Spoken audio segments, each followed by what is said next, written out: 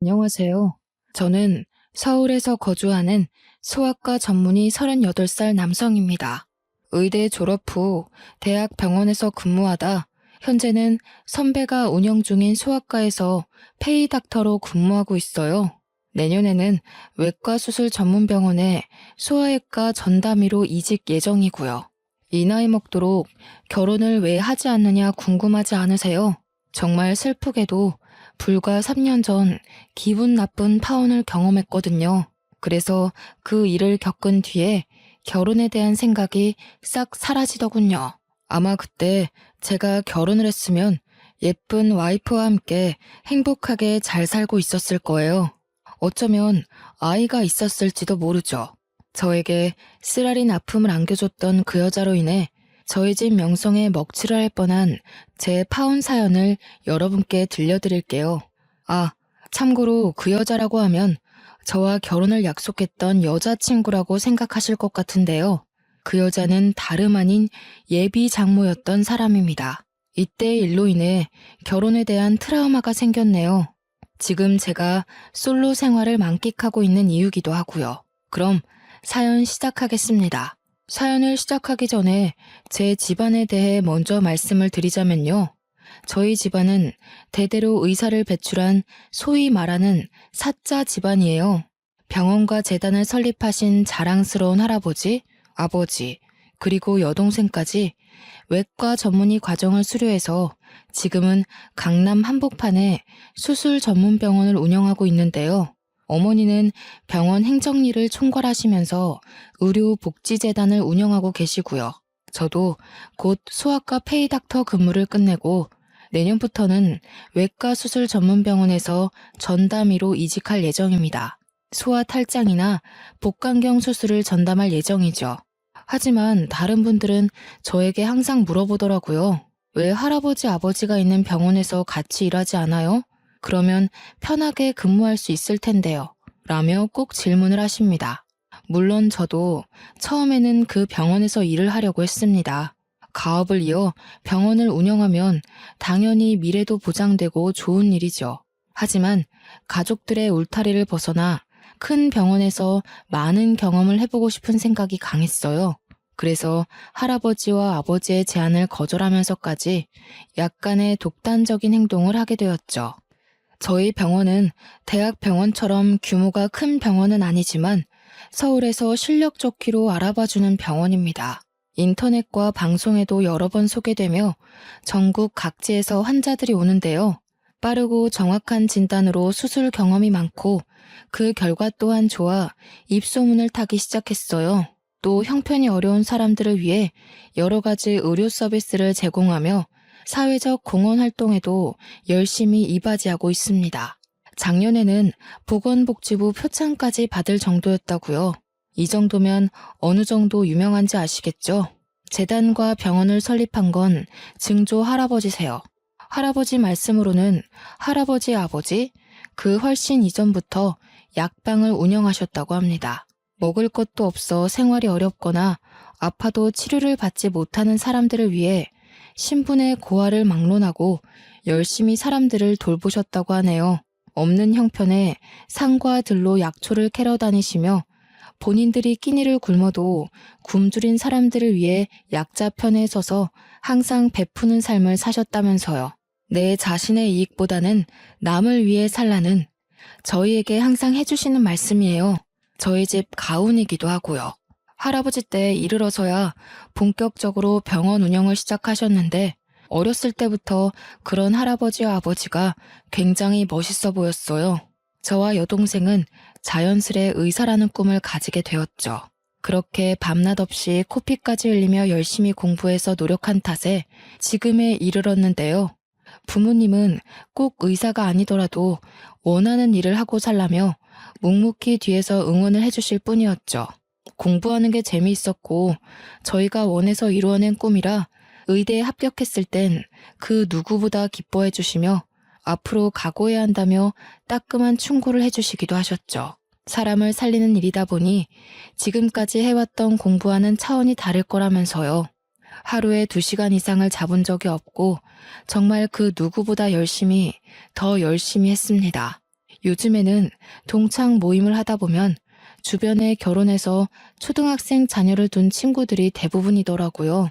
조금 일찍 결혼한 친구들은 자녀가 중학생인 사람도 있고요. 나이도 곧 40을 바라보는 나이라 동창회에 가면 아직까지 결혼도 안 하고 뭐 하냐는 말을 매번 들었는데 요즘에는 그나마 듣지 않고 살고 있어요. 친구들이 제 눈치를 보고 있기 때문이었죠. 이제는 그만 좋은 사람 만나야 하지 않아? 주변에 좋은 사람이 있으니 소개시켜줄게. 말만 해. 라며 저에게 말을 해주곤 하지만 솔직히 그때 악몽이 되풀이 될까봐 겁이 납니다. 섣불리 아무나 만나지도 못하겠거든요. 사실은요, 저는 불과 3년 전에 가슴 아픈 파혼을 경험했습니다. 남들처럼 평범하게 사랑해서 연애하고 결혼하고 행복하게 살고 싶었죠. 하지만 결혼은 남녀가 사랑한다고 해서 될 일이 아니더라고요. 헤어진 전 여자친구를 만나게 된 건 2년 정도 전이네요. 소아과를 개원한 선배를 3년 정도 도와주기로 해서 페이닥터로 근무를 시작한 지 얼마 되지 않았을 때였죠. 당시 선배가 운영하는 병원은 아파트 단지 상가에 위치해 있었는데요. 아파트 대단지 안에 있는 접근성 좋은 유일한 소아과여서 그런지 새로 생겼음에도 불구하고 오래된 병원처럼 늘 사람이 붐비는 곳이었죠. 소아과 특성상 상대하는 주 고객이 아기 엄마들과 할머니들인데요. 새로 개원한 병원인 탓에 청결함은 물론 진료를 잘 본다고 입소문을 타 방문객이 한참 많은 시기였습니다. 아유, 선생님, 혹시 결혼 안 하셨죠? 제 동생이 나이가 30인데 마침 남자친구가 없다네요? 선생님, 소개팅 한번 해보실래요? 의사 양반이 우리 손주도 낫게 해주고 명의일세 그려 우리 손녀랑 만나볼티요? 우리 손녀도 저기 무슨 회사에서 일한다고 그러더라고. 의사 양반 정도면 여자들이 아주 줄을 서겠어. 선생님, 너무 잘생기셨어요. 성격도 좋으셔서 인기도 엄청 많으시겠다. 어쩜 하느님은 이렇게 불공평하실까? 선생님한테 다 몰아주셨네. 자랑은 아니지만요. 제 외모는 아버지를 닮아 준수하게 생긴 편입니다. 얼마 전에 방영했던 드라마 중에 슬기로운 의사생활이라고 있죠. 거기서 나오는 안정원 역할을 했던 배우를 닮았다며 동네 이름을 붙여 구례동 안정원이라는 별명도 생겼답니다. 성격도 둥글둥글해서 어른들이 좋아하는 딱 사윗감 삼고 싶은 스타일이라고 하더라고요. 사람 사귀는 것도 좋아하고 특히나 아이들을 좋아하기 때문에 병원에 방문하는 아이들을 진심을 다해서 진료를 해주었습니다. 제 노력이 가상했는지는 모르겠지만 병원이 쉴 틈 없이 돌아갔죠. 엄마들 사이에서 입소문이나 항상 진료 대기실이 만석을 이룰 정도였거든요. 한 번은 개원한 지 얼마 되지 않아 처음 손녀를 데리고 오신 할머니가 계셨어요. 아들 부부가 손녀를 맡기고 여행을 갔는데 손녀가 감기 기운이 있는 것 같아 데리고 오셨다 했죠. 원래는 다른 병원에서 약을 처방받았는데 차도가 없어 병원이 새로 생겼길래 와보셨다면서요.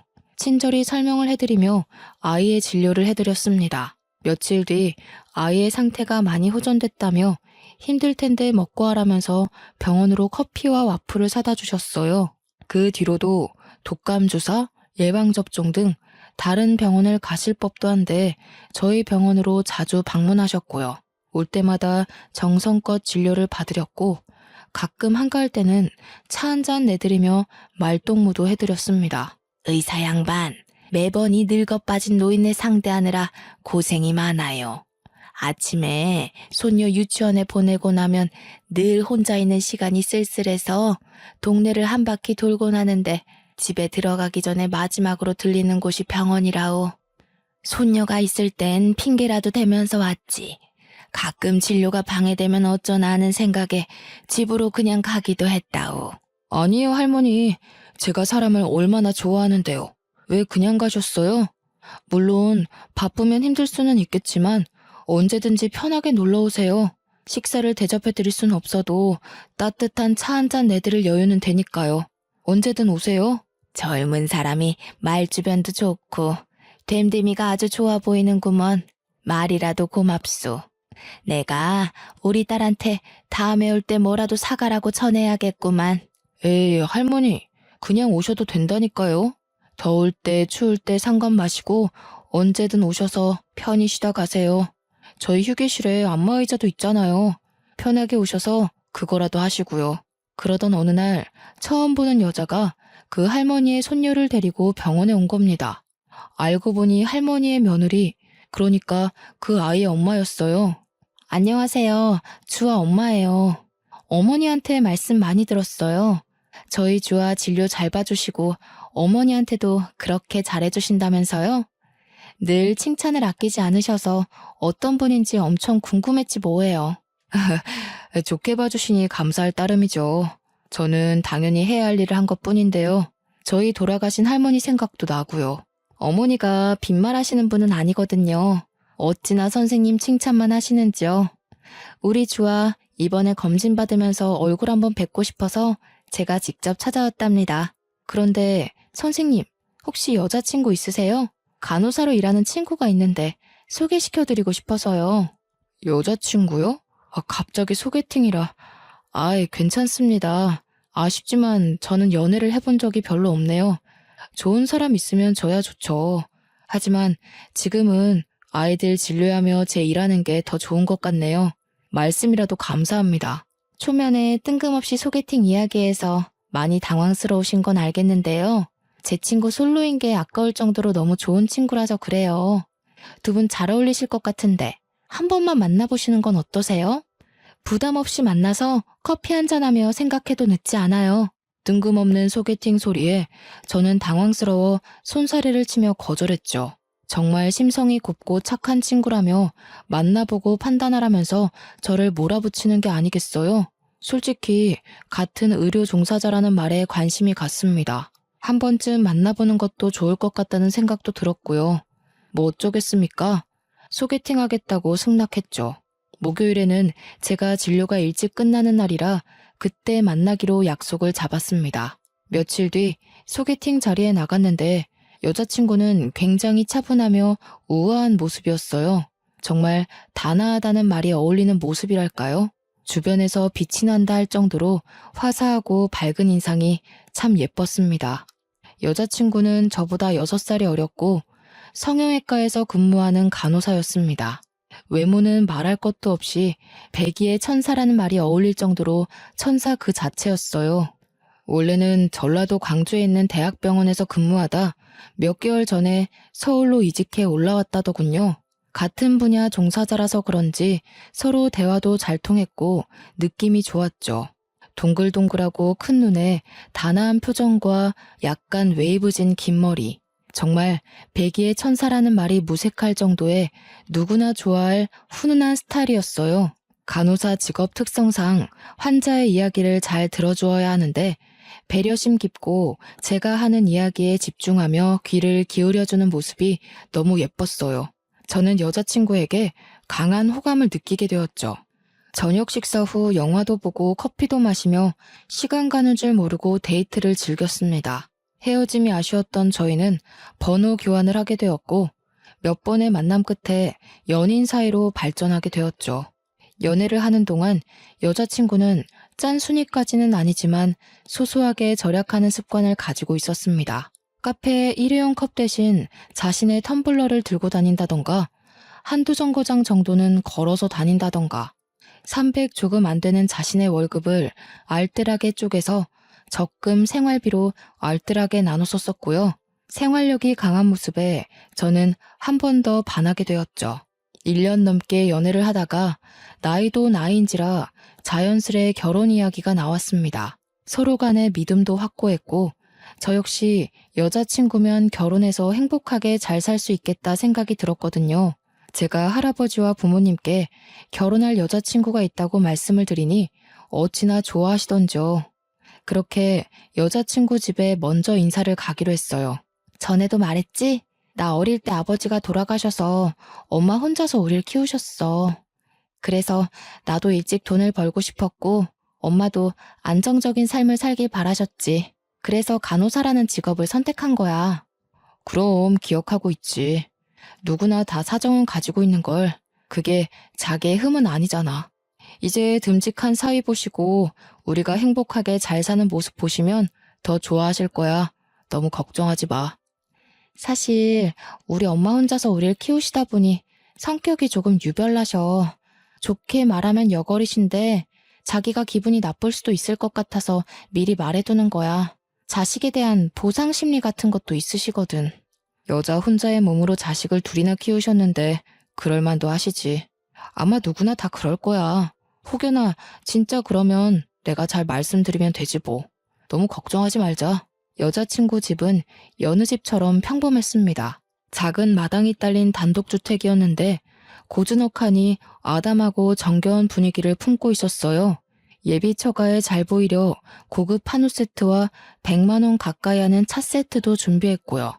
여자친구가 한 말도 있고 실수하면 안 된다는 생각 하나로 마음을 다잡고 집 안으로 들어섰죠. 심드렁한 표정의 예비 장모님과 밝은 표정의 예비 처제가 반갑게 맞아주었어요. 안녕하세요. 임지윤입니다. 하나와 결혼을 전제로 만나고 있어요. 미리 인사드리지 못해 죄송합니다. 이렇게 인사를 드리게 되었네요. 형부, 언니, 오느라 고생 많았어요. 식사는 아직 안 했죠? 그런 줄 알고 엄마랑 내가 열심히 준비해놨어요. 어서 들어와서 식사 먼저 해요. 듣기만 했지 생각보다 나이가 더 들어 보이네. 우리 하나랑 6살 차이라고 했던가? 띠동갑이라고 해도 믿겠어. 가만 보자. 좀 생긴 걸 보니 여럿 여자 좀 울려봤겠구만. 어머님, 제가 그래도 동안이라는 소리 좀 들어요. 하나가 누굴 닮아 미인인가 했는데 바로 어머님을 쏙 빼닮았네요. 어머니도 정말 미인이십니다. 사람들한테 하나 언니라고 해도 믿을 것 같은데요. 어떤 걸 사올지 한참 고민하다 제가 겨우 골라왔는데 마음에 드실지는 모르겠네요. 무겁게 뭐하러 이런 것까지 가져오세요. 그냥 오셔도 되는데요. 그리고 엄마는 처음부터 무슨 말을 그렇게 형부 난감하게. 일단 다들 같이 식사부터 하자고요. 언니도 얼른 형부 데리고 들어오고. 네, 제가 나이가 많은 건 사실입니다. 그런데 처음 만나는 자리인데 좀 너무한 거 아닌가요? 잔뜩 긴장해 있는 사람한테 무거운 짐까지 들고 있는데 앉으라는 말도 하지 않으시고 제 외모를 가지고 기분 나쁜 어투로 말씀하시는데 정말 기분이 상하더군요. 속상했습니다. 아무리 제가 귀한 딸을 데려가는 죄인된 입장이라지만 저런 취급을 받을 이유는 없잖아요. 당장이라도 자리를 박차고 나가고 싶었지만 그래도 여자친구를 보며 꾹 참았어요. 여자친구는 안절부절 못하고 있더라고요. 그래도 좋은 게 좋은 거라고 웃으며 좋은 인상을 남겨드리려 노력했죠. 소중한 딸이 결혼한다니 시집 보내기 아쉬운 마음에 노파심으로 그러겠거니 하고 좋게 생각하고 넘어갔죠. 밥도 먹고 커피를 마시며 앞으로 잘 지내보자고 화기애애한 분위기가 됐어요. 나중에 조카 생기면 제가 다 돌봐줄게요. 저 이래봬도 복수전공으로 유아교육 전공했거든요. 믿고 맡겨만 주세요. 너무 앞서갔다 얘. 아직 결혼도 안 했는데 무슨 조카야. 얘는 쓸데없는 소리를 하고 있어. 에이 하나야. 처제 밝고 씩씩하고 좋구만 뭘. 나중에 우리 아이 태어나고 봐준다면야 고마워서 절이라도 해야지. 요즘 그러기가 쉽질 않잖아. 기대할게 처제. 예비 처제가 성격이 밝고 활발한 탓에 분위기를 잘 이끌어내더라고요. 저희가 인사를 온 자리인데 굳이 어려워할 필요 있냐며 서로 편하게 하면 좋은 거 아니냐면서요. 그렇게 예비 처제는 전화를 받으러 나갔고 여자친구가 화장실에 간다고 잠시 자리를 비웠는데요. 예비 장모님의 표정이 확 바뀌더니 저에게 대뜸 말씀하시는 겁니다. 모아둔 재산은 좀 있어요? 집은 어디에 구할 생각이고? 부모님은 다 살아계시나? 뭐 하시는 분들이죠? 우리 하나랑 어떻게 만난 사이예요? 하나랑 결혼해서 먹고 살 만큼의 여유는 충분히 있습니다. 집은 직장 근처로 잡을 예정이고요. 부모님 모두 살아계시고 사업을 하고 계십니다. 하나 씨는 병원에 자주 오시는 손님이 소개시켜 주셔서 만나게 되었습니다. 우리 하나, 내가 혼자 어렵사리 키워서 간호사 만들어 놨어요. 애 아빠가 사고로 죽고 일도 안 해본 나 혼자 아둥바둥 그렇게 평생을 힘들게 살았거든요. 나도 솔직히 애미 된 입장에서 우리 하나가 너무 아까워요. 어디가 모자라서 나이 많은 남자를 데려와서 결혼한다고 그러는지. 어머님, 어떤 부분을 걱정하시는지 잘 압니다. 평생 고생하시면서 하나 뒷바라지 잘해주신 것도 알고요. 외모로 보나 직업으로 보나 우리 하나 어디 하나 빠지는 구석 없는 1등 신부감이죠. 앞으로 제가 하나 잘 챙겨주겠습니다. 너무 걱정하지 마세요. 애들 키우느라 정작 나는 나를 위해 살았던 적이 없어요. 결혼하면 집은 당연히 남자가 해와야 하는 거 알죠? 나는 2딸 양육하느라 노후 준비도 못했어요. 그래서 보태줄 수 있는 돈도 없고요. 어머님, 저 하나 데리고 호강시켜줄 능력 충분합니다. 그러니 저 믿으세요. 그리고 말씀 편하게 하세요. 그럼 그럴까? 어쨌거나 자네 결혼하면 나한테 용돈도 주고 해야 해. 젊고 예쁜 딸 데려가면 그 정도는 해줘야 하지 않나? 나도 자네 부모나 마찬가지인데. 이건 내가 준비한 혼수 예단 목록이야. 모를 것 같아서 미리 준비했네. 한 달에 200만 원 정도면 괜찮지 싶은데 자네 생각은 어떤가? 그 부분은 하나랑 상의해서 이야기하겠습니다. 결혼하면서 필요하신 게 있으시면 언제든 말씀해 주세요.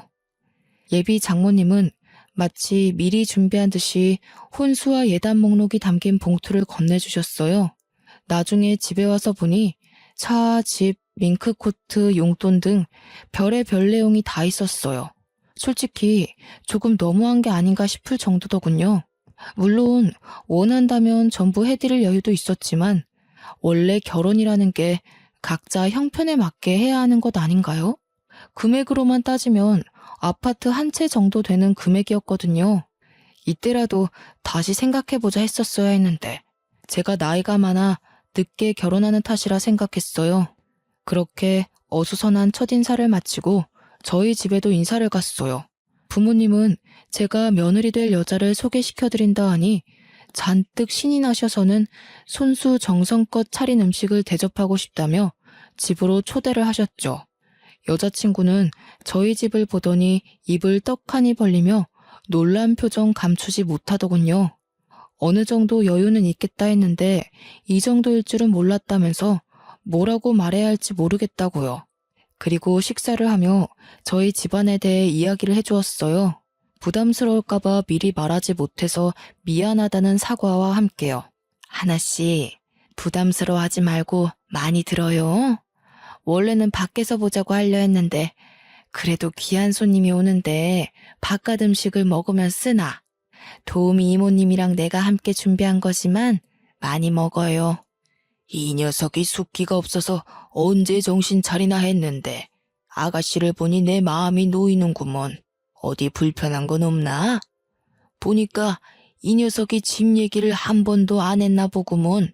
예끼, 재윤아, 네 색시한테 실수한 게다 이놈아. 아니에요, 할아버님. 제가 굳이 물어보지 않았는걸요. 재윤 씨만 보면 되는 거지. 배경이 중요한 건 아니라서요. 이렇게 환대를 해주시니 몸둘 바를 모르겠어요. 음식도 정말 맛있고요. 결혼 준비하면서 힘든 거 있으면 언제든지 재윤이 통해서 말해요. 저 녀석이 마음에 안 들면 나한테 직접 이야기해도 돼요. 이제 우리 가족인데. 여자친구는 인사를 하는 동안 입을 다물지 못하며 당황스러운 듯한 모습을 보였어요. 티를 안 낸다고는 하지만 적잖이 당황한 모습을 제가 느낄 수 있었죠. 늦은 밤이 되어서야 첫인사를 마치고 여자친구를 집에 데려다 주기 위해 나왔습니다. 여전히 여자친구는 조금 충격을 먹은 듯 했죠. 집으로 바래다 주는 차 안에서 갑자기 흐느끼며 울기 시작하더라고요. 재윤 씨, 나 솔직히 내가 너무 초라해 보였어. 내가 너무 속물 같더라고. 자기에 비하면 한없이 부족한데 이런 나여도 결혼할 수 있겠어? 괜찮겠어? 아니, 왜 그런 거 가지고 울고 그래, 난감하게. 돈이 많고 적고가 뭐가 중요해. 내가 그깟 돈 따지면서 사람 만나는 걸로 보여? 나는 서로 좋아하고 진실된 마음 하나면 충분해. 그러니 울지 마. 예쁜 얼굴 못난이 된다. 그렇게 양가 집의 인사를 끝나고 본격적인 결혼 준비에 들어갈 무렵이었어요. 예비 장모가 저에게 따로 연락을 해서 만나자고 하는 겁니다. 마침 점심시간이기도 했고요. 식사 대접을 해드리고 커피를 마시며 웬일로 일은 힘들지 않냐는 둥 다정한 말투신 겁니다. 그러다 저에게 말을 안 했었다며 품위 유지비 명목으로 1억을 더 요구하는 게 아니겠어요?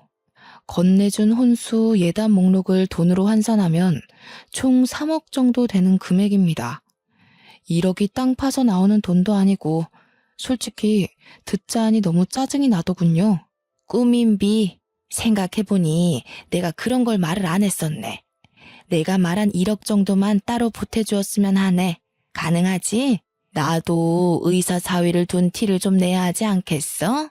어머님, 이건 좀 경우가 아니지 않습니까? 아무리 제가 나이가 많고 하나같이 부족함 없는 사람을 아내로 맞이한다 한들 저한테 너무 과하게 바라시는 것 같으세요. 하나랑 조금 상의를 해봐야 할 것 같습니다.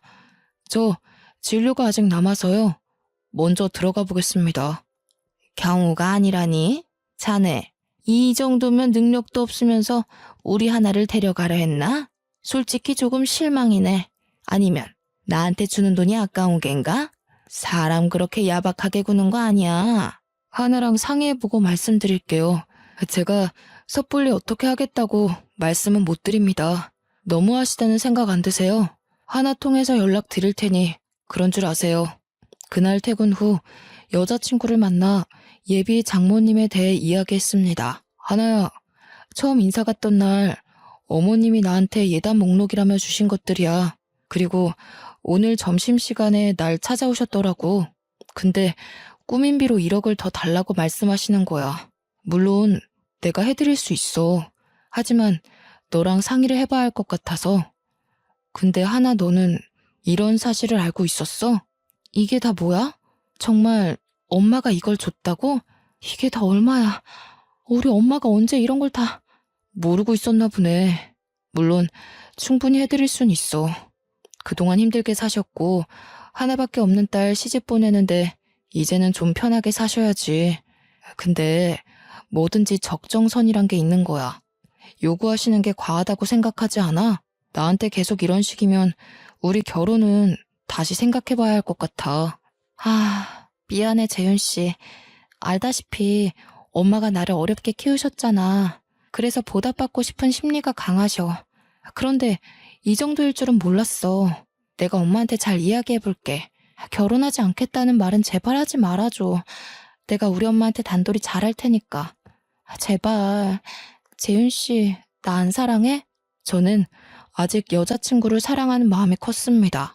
물론 예비 장모님 때문에 어쩔 수 없이 뱉은 모진말이지요.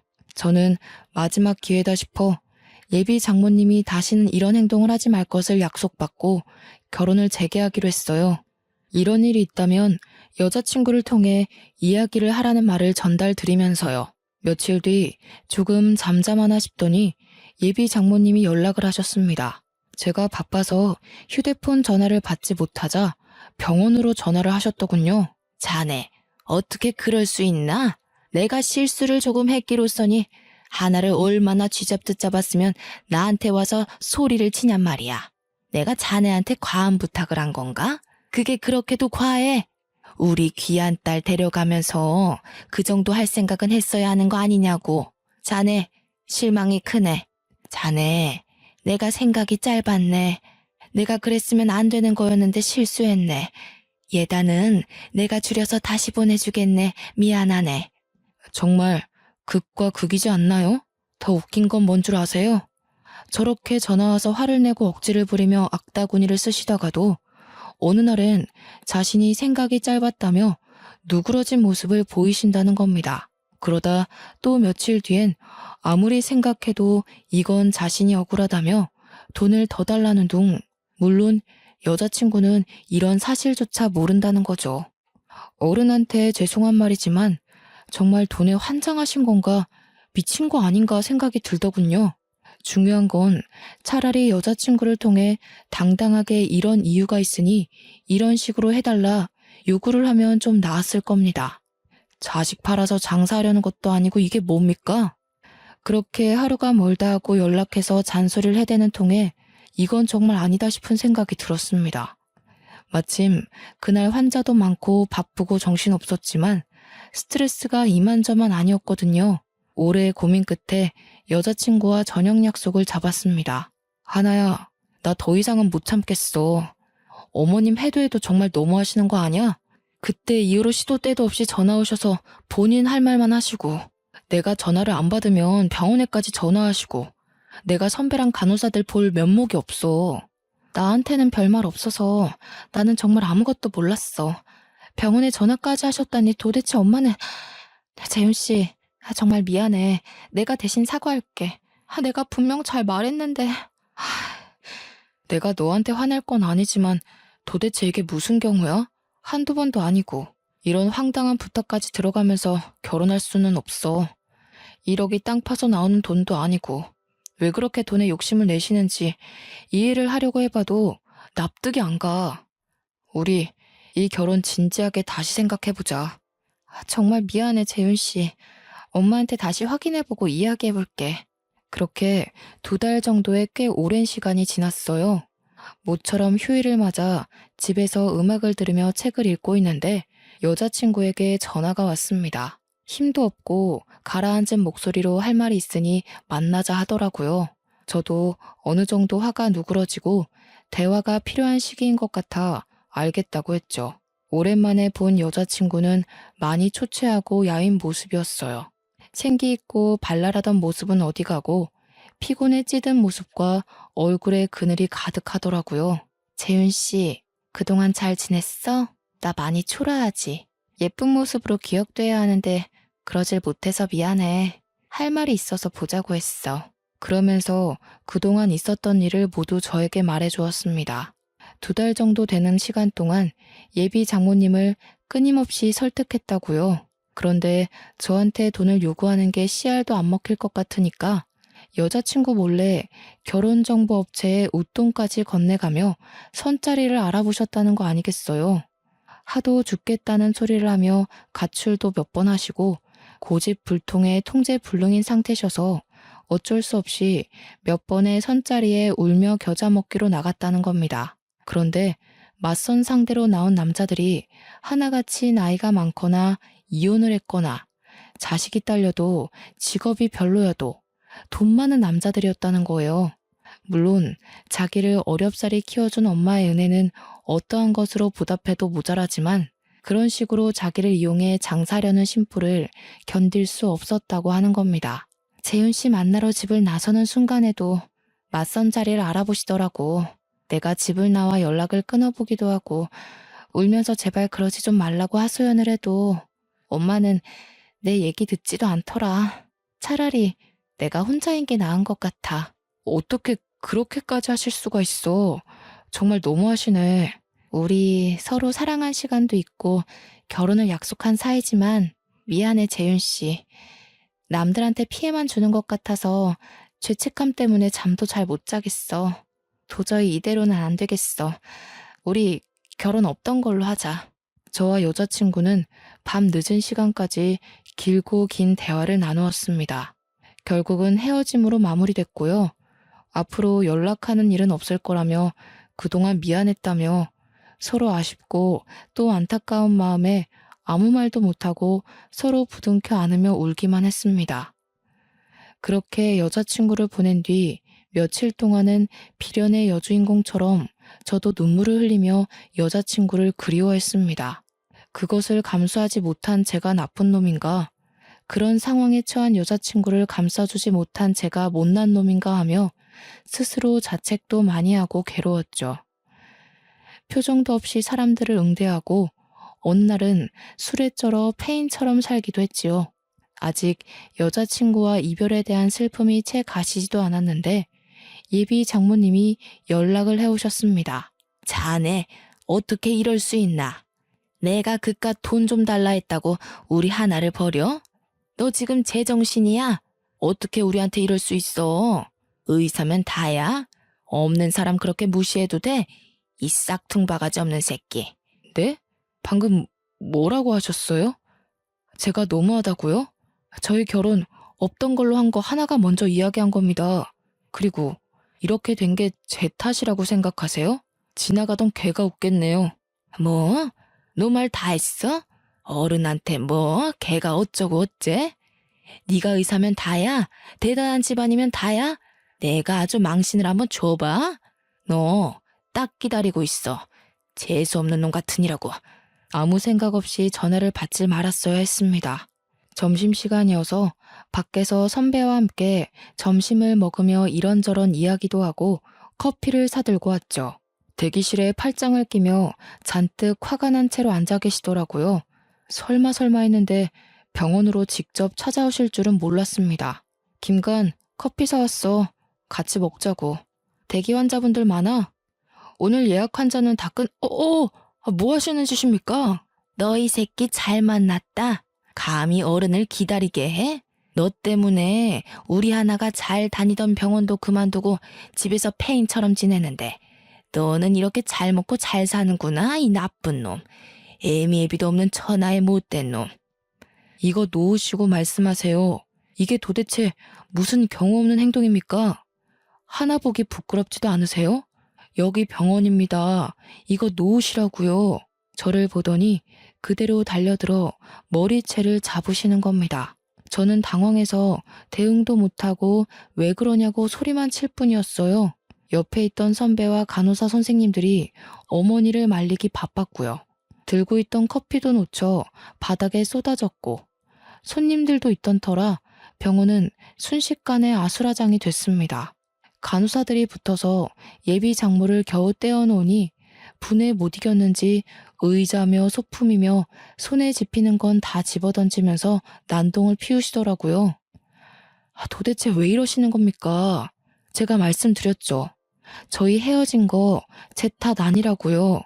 저희 결혼 준비하는 동안에 맞선 자리까지 알아보셨던데 제가 모를 거라 생각했어요. 그리고 3억, 1억이 네 집 개 이름입니까? 곱게 키운 내 딸 데려가라면 그 정도는 당연한 거 아니야? 내가 내 딸 키워서 좋은 곳에 시집 보내겠다는데 그게 뭔 상관이야? 너만 아니었어도 우리 딸 더 좋은 곳에 시집 가고 나도 딸 덕 보면서 잘 살 수 있었어. 네가 다 망쳐놓은 거야. 이 괘씸한 자식. 뭐라고요? 저기요. 초면인데 방금 내 아들한테 뭐라 했어요? 3억은 또 무슨 얘기고. 보아하니 하나 엄마 되는 사람 같은데 당신 이러는 거 하나가 알아요? 그리고 너 이 사람한테 맞았니? 당신은 또 누군데 와서 시비야? 갈 길 가시지. 별시답지 않은 것까지 들러붙어서 잡치고 있어.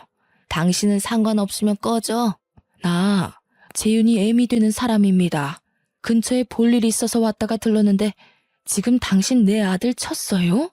병원 꼴이 이게 다 뭐야? 당신 미쳤어? 정말 총체적 난국이었습니다. 예비 장모였던 사람이 병원으로 찾아와 난동을 부리며 기물파손해 머리채 잡힌 아들을 본 저희 엄마. 주변의 시선 따위는 신경 쓸 겨를도 없었죠. 엄마와 예비 장모 사이에 고성이 오가니 안 되겠다 싶었는지 병원 진료를 급하게 마감했습니다. 한두 명의 손님이 있었지만 그 상황을 보고 누가 진료를 보겠습니까?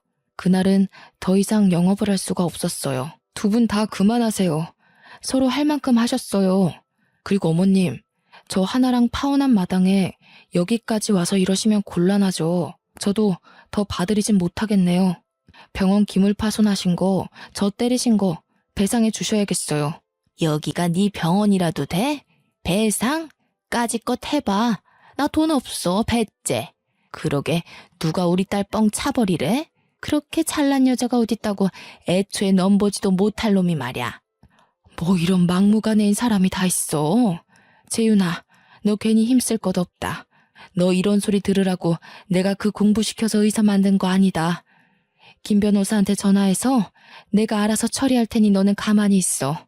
아니, 당신은 아까부터 자꾸 왜 참견질이야? 돈이 그렇게 많아? 당신 그 잘난 아들이 우리 하나 버려서 우리 딸은 폐인 되어 가고 있는데 나도 피해 보상 좀 받아야겠는걸? 말 다 했어요? 피해 보상? 그래요. 한번 해봐요. 우리 집안 무시하는 것도 정도 것이지. 당신 내가 고소할 거야. 우리 재윤이를 무시하는 건 우리 집안을 무시하는 거나 마찬가지야. 얼마나 잘난 집안이길래 그렇게 당당하지? 당신 아들 내가 의사생활 못하게 아주 사회에서 매장시켜버리려니까. 결국 저는 예비 장모를 폭행죄, 업무 방해죄로 고소했습니다. 물론 기물 파손에 대한 피해 보상금 청구까지요. 합의할 생각은 전혀 없었습니다. 고소를 진행하면서 그제서야 예비 장모님은 저희 집안에 대해 알게 되셨고 매일같이 연락을 해 잘못했다며 고소를 취하해달라고 사정을 하더라고요. 고소를 진행하고 재판을 앞둔 어느 날 부모님이 계신 집으로 여자친구와 예비 장모가 찾아왔습니다. 눈물 콧물을 다 짜내며 고소를 취하해달라고 사정하더라고요. 어머니, 재윤 씨, 정말 죄송합니다. 제가 엄마를 말렸어야 했는데 그러질 못했어요. 어떻게든 변상을 할 테니 고소만은 취하해주세요. 정말 죄송합니다. 제가 정신이 어떻게 됐던 모양입니다. 돈에 눈이 멀어 미쳤었나 봐요. 선처해주시면 쥐 죽은 듯이 조용히 살겠습니다. 병원 기물 파손한 부분에 대해서는 어떻게든 변상하겠습니다. 제 딸아이를 봐서라도 한 번만 용서해주세요. 아무리 돈에 눈이 멀어도 그렇죠. 귀한 자식 팔아서 장사하려는 짓, 그거 진짜 못할 짓입니다. 없으면 없는 대로, 있으면 베풀며 살아야 되는 거 아니에요? 저희 돈 같은 거 하나도 안 따집니다. 하나 마음 씀씀이 그거 하나 봤어요. 대개 따님 어딜 가도 부족함이 없어요. 근데 그걸 망친 건 그쪽입니다. 그 돈은 제가 어떻게든 마련해서 드릴 테니 저를 봐서라도 한 번만 용서해 주세요. 제가 이렇게 빌게요. 어머니, 고소 취하 부탁드립니다. 딸 팔아서 장사를 한다뇨? 네네, 그건 말도 안 됩니다. 앞으로 그런 일 없이 착하게 살 테니 제발 고소만은 취하해 주세요. 이렇게 부탁드립니다. 앞으로 그렇게 살지 마세요. 자식 가지고 장사하지 말란 말이에요. 그렇게 살지 않겠다는 조건으로 고소 취하해 드릴 겁니다. 하나 얼굴 봐서 100번, 1000번 참고 이야기하는 거고요. 이제 그만 돌아가세요. 하나야, 너도 할 만큼 했으니 어머니 모시고 집으로 돌아가렴. 내가 따로 연락하마. 정말 감사합니다, 어머니. 뭐라고 드릴 말씀이 없네요. 이 은혜 평생 잊지 않겠습니다. 정말 죄송하고 감사합니다. 잘못을 한 건 예비 장모님인데 왜 여자친구가 사죄를 해야 하는지 이해가 가질 않았어요. 그런 모습을 보며 저와 엄마는 마음이 아플 뿐이었죠. 사정을 하는 여자친구의 모습을 본 엄마와 저는 마음이 약해졌습니다. 당연히 예비 장모님을 생각하면 고소를 취할 생각은 전혀 없었지만요. 하지만 그냥은 넘어갈 수 없었기에 3천만 원의 합의금을 받고 고소를 취하해 주었습니다. 그 돈은 선배의 병원을 수리하고 망가진 장비를 구입하는 데 사용했고요. 엄마는 그런 못된 인간은 정신을 차리게 해주어야 한다며 아쉬워하셨어요. 한바탕 소란이 일고 전해 들은 소식으로는 여자친구가 다른 지역으로 이사를 갔다더라고요. 어디로 갔는지는 저도 모르겠습니다. 저는 선배의 병원을 그만두고 강남에 있는 아버지가 운영하시는 병원으로 이직했습니다. 선배한테는 병원에 근무하면서 신세 많이 지고 간다고 말을 건넸고요. 이직한 뒤에는 외과 전문 병원이라 그런지 수술도 많고 끼니를 제때 챙겨 먹지 못할 만큼 바쁜 나날을 보내고 있어요. 부모님께 병원 운영에 관한 것도 배우고 있고요. 할아버지가 늘 말씀하시던 것처럼 제 자신보다는 남을 위해 살아가는 인생을 살고 싶어요. 지금 이 글을 쓰는 이 순간에도 여자친구가 생각나지만 가슴 깊이 묻어두려 합니다. 독신으로 사는 것도 나쁘지는 않을 것 같아요. 시간이 약이라는 말이 있죠. 1년 정도가 지났을 무렵에서야 일에 취해 사니 이별의 아픔이 조금은 나아지더군요. 이별의 상처가 전부 아문 것은 아니지만 지금은 잘 살고 있겠거니 할 뿐이었죠. 깊은 사랑을 했던 터라 일부러 기억 속에서 지우려 해도 생각이 안 나진 않더라고요. 그런 가슴 아픈 이별을 겪은 뒤 저는 결혼에 대한 생각이 싹 사라졌습니다. 주위에서는 더 늦기 전에 해야 되는 것 아니냐며 좋은 사람을 소개시켜 주겠다고 난립니다. 부모님도 한 살이라도 젊을 때 다시 생각해 보라며 할아버지한테 증손주 안겨드릴 생각 없느냐고 가끔 한 소리 하시고요. 저는 아마 남은 인생을 독신으로 살아가지 않을까 싶네요. 혹시 저처럼 이런 가슴 시린 일을 겪으신 분이 계신가요? 그렇다면 저의 사연을 읽고 조금이라도 공감과 위로가 되셨으면 좋겠습니다. 이별을 한다는 건 정말 슬프고 가슴이 미어지는 일이지만 겨울이 지나고 봄이 오듯이 언젠간 우리가 갖고 있는 상처도 아물 겁니다. 저의 긴 사연을 들어주셔서 감사합니다.